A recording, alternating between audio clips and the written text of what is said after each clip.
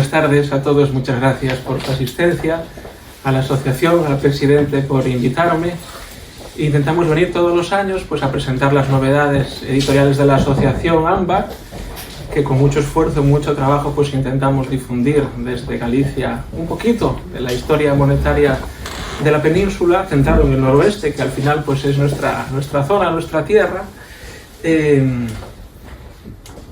En este caso debo confesar que es la primera vez que presento un libro del cual no soy autor, aunque son varios motivos los que nos llevaron desde hace casi 10 años a apoyar al autor Javier Ovelleiro para que sacara a la luz este libro, que había sacado una versión previa, que seguro que conocen, digital, y que nos ayudó a todos. Yo confieso que fui el primero en aprender de él, intercambiar múltiple información, una persona muy altruista, que siempre te echa una mano, y al final pues pudimos cumplirlo, ¿no? Con todas las novedades que aparecen, que verán, si revisan el libro, varias pruebas inéditas, monedas locales inéditas.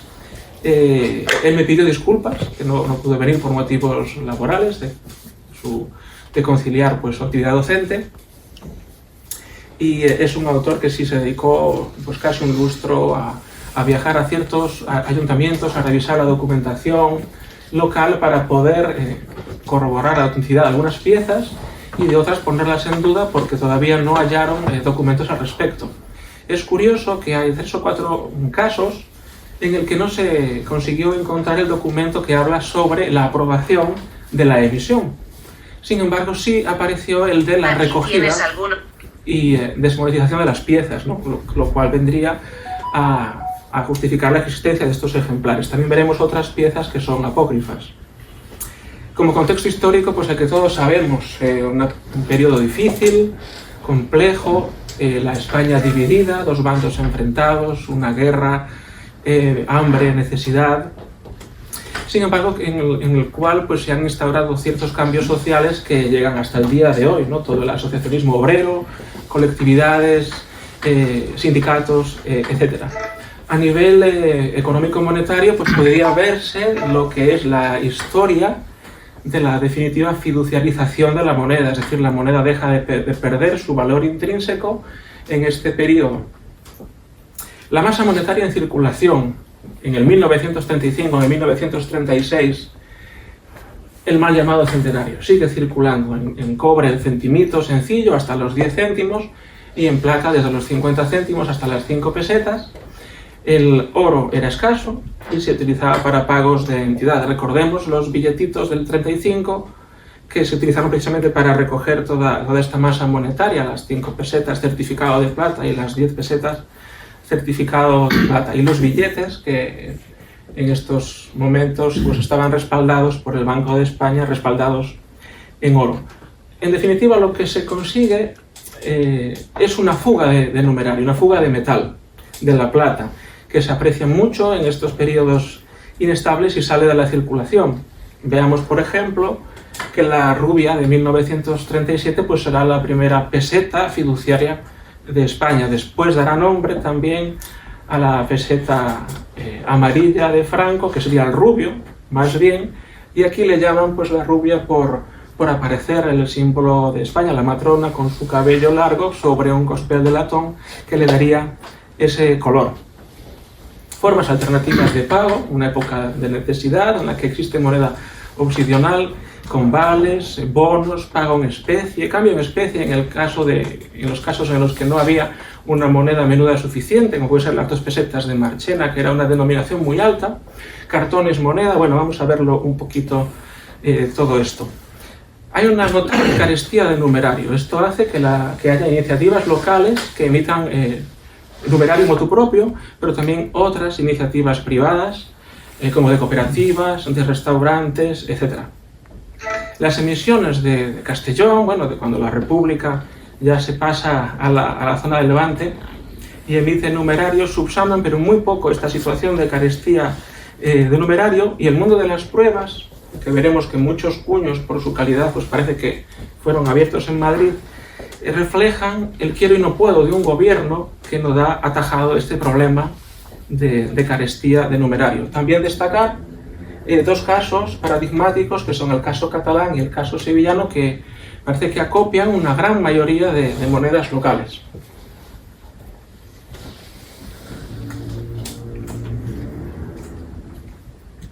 Del libro yo destacaría la propuesta clasificativa.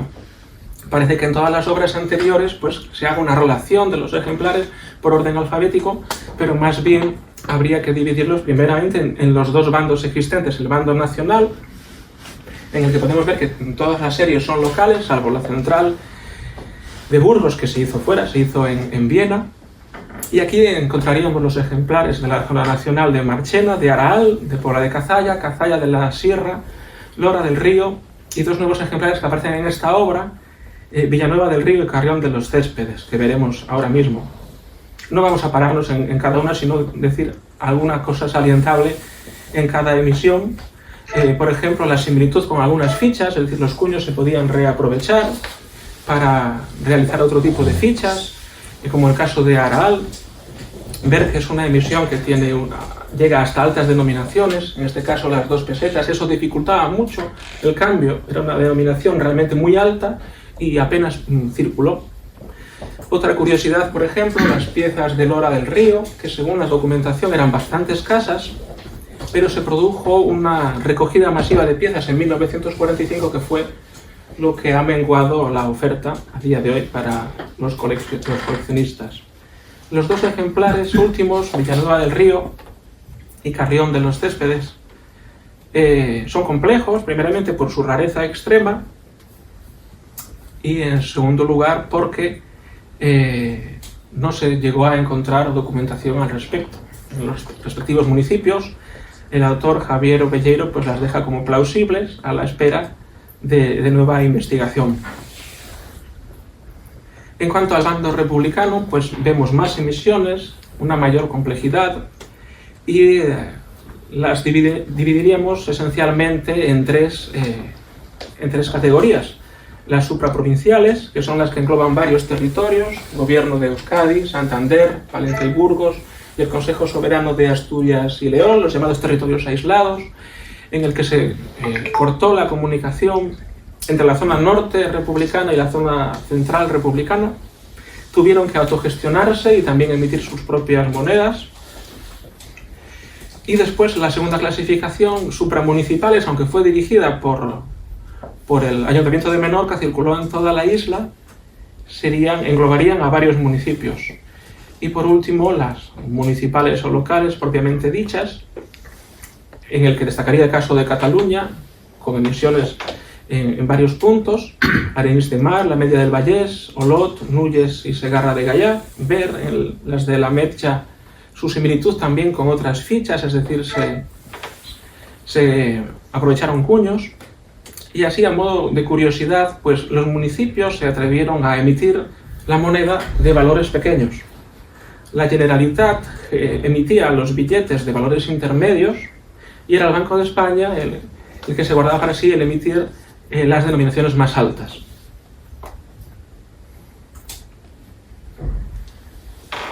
En la parte final del libro dedica un capítulo a la moneda pobre, es decir, la moneda opcional, la moneda de necesidad, de urgencia extrema de numerario, en las que se aprovechaba cualquier tipo de material para emitir moneda, ¿no? Incluso hasta vemos algunas tablillas de madera en las que imprimían un sello, o reaprovechaban cajas metálicas de galletas. Son varios los casos: Gratallops, Pobla de Cérvoles, Viladrau y Aspe, ahora los veremos, e incluso pues llegaron a haber cospeles no metálicos, como los ejemplares de celuloide de Falset en Granadella e Ibars d'Urgell. Vemos aquí estos dos ejemplares, 3 ejemplares, el 5 céntimos, 10 céntimos de Pobla de Cérvoles, la peseta de Viladrau, todos ejemplares muy raros y de una técnica pues bastante burda. Aprovechaban creo que Pobla de Cérvoles era de caja de galletas, sí, creo recordar. Y por último, las monedas obsidionales, que no son emitidas por instituciones públicas, digámoslo así. Se podrían dividir entre colectividades, industrias colectivizadas, sindicatos, cooperativas, unión de cooperadores. No es una clasificación estática, no es fácil clasificar algunas de ellas. Por ejemplo, la diferencia entre colectividades e industrias colectivizadas es muy fina, ¿no? Digamos que las colectividades serían hechas ex novo y las industrias colectivizadas colectivizan industrias ya anteriores. Por ejemplo, el caso de Campsa, que hay varias fichas monetarias al respecto. Por último, la moneda resellada, que se realizaba sobre todo sobre moneda del mal llamado centenario, con fines políticos. Bueno, no cabe decir que toda la moneda de este periodo tiene su significación política, su simbología política. Y por último, las monedas apócrifas, que son las que han sido realizadas para engañar a los coleccionistas, como veremos ahora varios casos. Vemos aquí la tablilla de madera de la que hablábamos antes, de Ivars Drugel. Fue tal la necesidad del numerario que utilizaron prácticamente cualquier cosa. Después otro tipo de fichas, en este caso de varias cooperativas. Monedas reselladas de la CNT en este caso. Las monedas apócrifas, esta fue bastante notable en su momento, la de Moguer, con el toro como símbolo de España, y que es una invención, no deja de ser una invención. Y por último, el apéndice final del libro, que es muy interesante y que a mí particularmente me ha ayudado mucho, porque este es un mundo que hasta que no escarmienta uno consigo mismo, es decir, cuando llega un ejemplar falso dices, madre mía, pues cabe un estudio profundo. O sea, han surgido muchas falsificaciones, desde luego, y algunas de alta calidad técnica que dificultan mucho su autenticación. Aquí vemos varios ejemplos, en este caso las 2 pesetas de Aral, y la principal característica que dice el autor sería fijarse en la segunda A de ayuntamiento, a las 12 horas. En el ejemplar auténtico es una A más estrecha y tiene ligera inclinación hacia la derecha. Esta sería la principal característica, pero en la peseta sencilla y en los 50 céntimos, por ejemplo, está mucho mejor logrado y es más difícil. Hay que ir a otros detalles, como podría ser la S final de pesetas. Vemos que es ligeramente más pequeña en los ejemplares auténticos, tiene una angulación hacia dentro, en la parte de abajo, que en los otros ejemplares no aparecería. Y por último, una cuestión de calidad. Eran piezas que se hacían por necesidad, se hacían rápido, el elemento estético no era lo que primaba, y suelen salir con deficiencia de acuñación entre las 4 y las 7 horas. Ahí vemos Aral. Cuando vemos una acuñación muy perfecta, nos llamaría primeramente a desconfiar. Vamos a poner varios ejemplos, no vamos a ver todas las falsificaciones, pero sí algunas de las más comunes.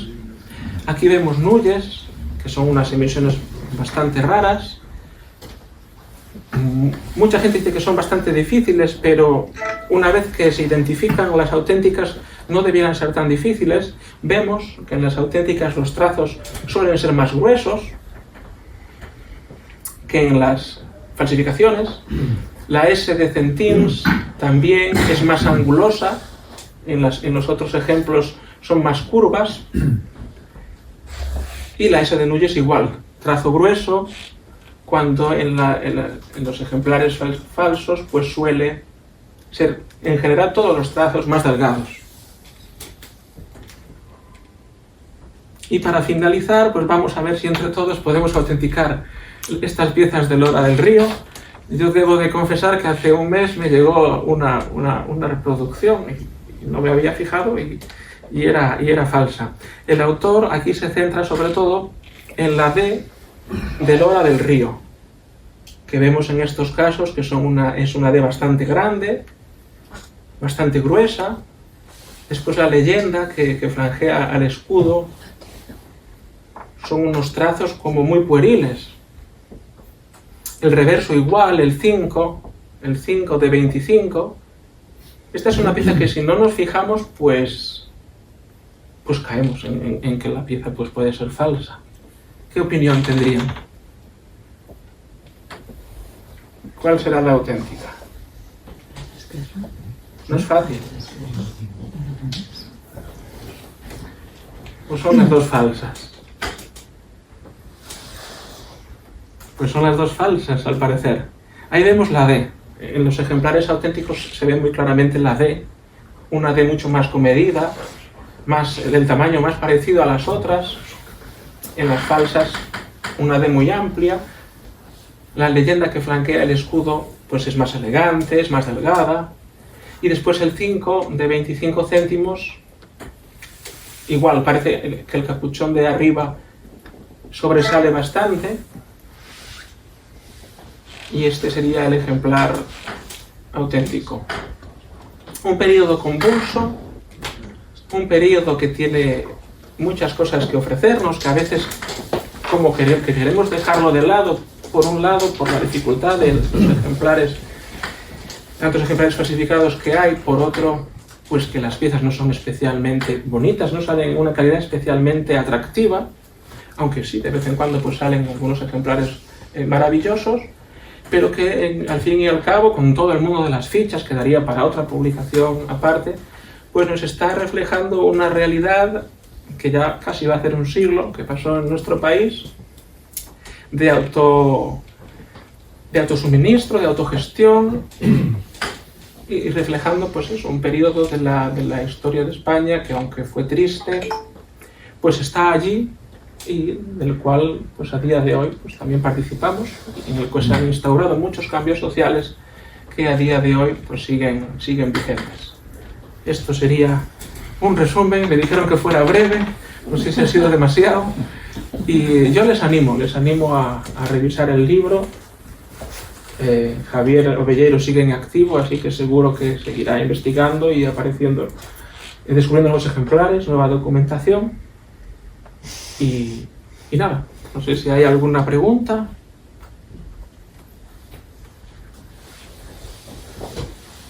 No sé qué les ha parecido la propuesta clasificativa. Sí es cierto que a veces ponemos como moneda local y venga todo, orden alfabético, pero hay muchas clasificaciones, ¿no? Y desde luego pues estos asociacionismos de diversos territorios pues dicen mucho de sí, ¿no? Y además que son las emisiones más abundantes, quizás las supraprovinciales, y las más elegantes, las más masivas. El mundo de las pruebas, que lo habíamos mirado antes por encima. No, estábamos comentando precisamente que la diferencia entre la moneda de la Guerra Civil y un billete local es una línea muy fina, porque de hecho Ibar Jurgel se considera billete local, a pesar de que es una cosa hecha en madera. Y realmente es que habría que considerarlas todas emisiones de necesidad, emisión en general, no moneda ni billete, sino la necesidad es lo que empuja a la producción. En el apartado de obsidionales, ¿no? Todos. Pero hay municipales también, o sea, aplica algo parecido, hay cosas de sindicatos, la Unión de Cooperadores también está, las industrias, un montón de emisiones privadas. Entonces, la misma propuesta aplica a un terreno que al otro, da igual el material del que esté hecho esa emisión de necesidad. Sí, y de hecho, en relación muchas veces. Y de hecho dejamos de dividir las cosas entre metales y papeles.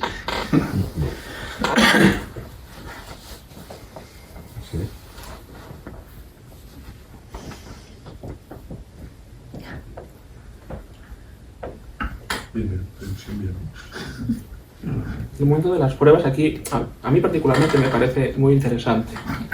Además que algunas son muy logradas. Así como por ejemplo en Alfonso XIII, pues al final son repetitivas, siempre es el busto del monarca, casi siempre. O sea que hay una variabilidad interesante. Hay pruebas de punzones, de cuños, en pegotes de metal. Bueno, no las he puesto todas, he querido saber, pero ahí aparecen. Creo que hay un trozo de metal de 40 gramos, así, la pesetita, la rubia. Y bueno, y siguen apareciendo, ¿no? Siguen apareciendo algunas y también otras que, quizás por el tipo de acuñación, que parece que fueran fundidas, pues que podrían llevar a pensar que sean fraudulentas, que sean réplicas o... Es un tema muy complejo. Después, por otro lado, claro, las pruebas que se hicieron o que se repararon los cuños en Madrid, pues lógicamente van a tener mejor técnica. Y en Castellón, ¿qué habrá pasado? Como decimos siempre, en Castellón, la necesidad que tenían, la carestía de metal, la situación de guerra extrema en el último año, en los 2 últimos años, bueno, sobre todo desde el 78, pues iban a parar mucho en abrir un cuño, o lo harían de cualquier manera si sale con deficiencias, ha salido así. Entonces podría haber hasta 2 grupos, ¿no? en el tema de las pruebas, y no condenarlas todas, quizás por el hecho de no ser tan elegantes como estas que suponemos que se abrieron en Madrid. Da para mucho, yo creo, este periodo. Y el tema de las fichas es inconmensurable. Aquí creo que están todas, o casi todas, no me atrevo a decirlo. Hay una clasificación amplia, pero claro, la fina línea de la moneda metálica a otro tipo de moneda, o de papel moneda. Y sí, es un campo muy amplio, es un campo muy amplio. Pero bueno, animar, ¿cómo se llama el autor? Es Javier Oviedo. Oviedo. Hay que animarle a que siga investigando, pero también es cierto lo que decía José Antonio, que lo importante no sea el metal, sino, digamos, la emisión, una emisión, si es quién ha sido el autor, o sea, emisiones de la guerra civil o emisiones, digamos, no estatales, por decirlo así. Pero bueno, pues entonces que se siga trabajando en ello y animarle a Javier Oviedo que siga con su trabajo, o sea que... De Tierra de Campos es él, es docente en Valencia, la gente piensa que es gallego por el apellido, seguramente fueran gallegos los antepasados, es más bien gallego, ¿no? pero sí, no es gallego. Él es docente en algún sitio de universidad o en Comunidad Valenciana, no sé exactamente en cuál ciudad, pero es oriundo de Tierra de Campos. Lleva muchos años, por lo menos 20 años, yo creo que dedicándose a esta temática. Muy bien. ¿Alguna pregunta? Juan, ¿alguna pregunta?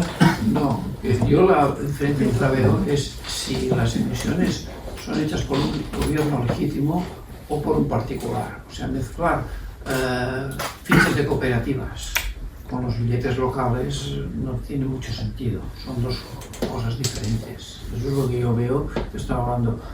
Y gobierno legítimo es la Generalidad y los ayuntamientos con sus emisiones locales. Esto es el gobierno, esto es legítimo.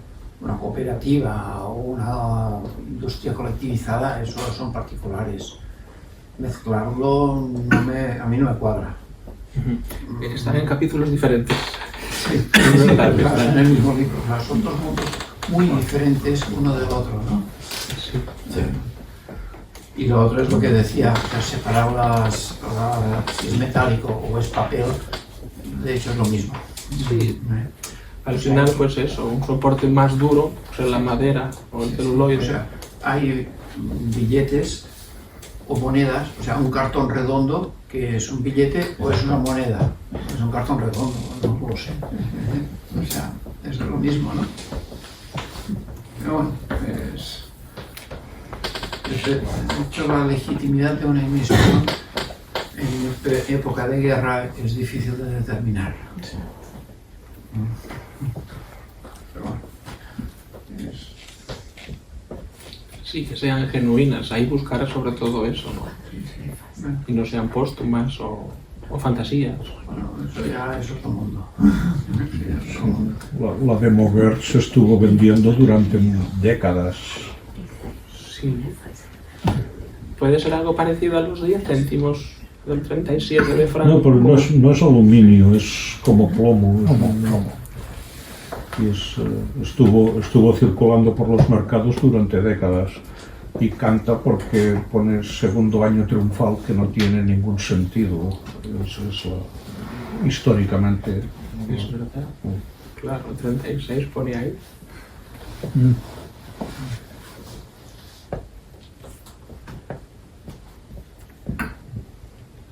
Hay muchas piezas, ¿no? En general que son fantasías o eso parece y están pasando pues por auténticos, como los 2 centavos de Filipinas,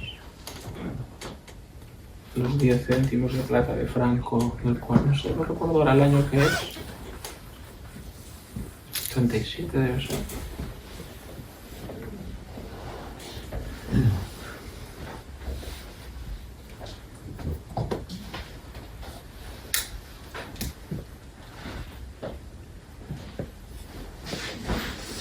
Bueno, o sea que hay que siempre seguir con ojo avizor, ¿eh? Y cada vez que se van mejorando las técnicas de impresión, las técnicas de grabado, etcétera, las copias, por dicho de otra forma, pues puede ser más complicado cada vez, ¿no? Por la que hay que estar más ojo avizor, porque no todas llevarán en segundo año triunfar, claro. Pero Sí, está engañando. bueno, pues agradecer el que te hayas desplazado desde Lugo a darnos esta primicia. Vacío también. Y seguir animando a Pablo. La asociación. Sí, sí, no, pero, una persona con la que siempre contamos, y que sabe también que cuenta con nosotros, porque para eso estamos. El año que viene volvemos. A propósito, el marisco puede venir también, porque a lo mejor también se utiliza como moneda de cambio, ¿no? No, porque se descongela y no... Vale. Algo así, creo que me dijeron. Pero sí había que retomar esa Buena costumbre. antigua, sí. El trueque. Moneda de trueque. Pues muchas gracias, Pablo. Gracias.